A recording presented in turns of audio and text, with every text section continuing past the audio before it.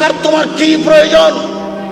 আমি আব্দুর রাজ্জাক বিন ইউসুফ ৩২ বছর আমি কোনোদিন আমার পরিচয় দিইনি।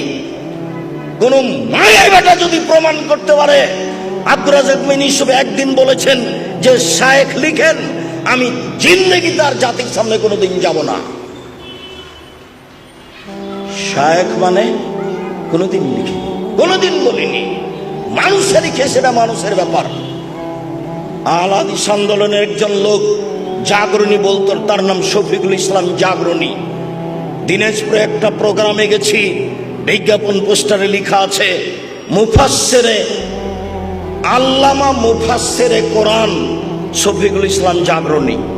তা আমি বলছি, আপনি কোরআন মাজিদ পড়তে পারেন? আমি ভালো করে পড়তে পারি না। তো এখন তার নাম লেখা আছে আল্লামা মুফাসসিরে কোরআন।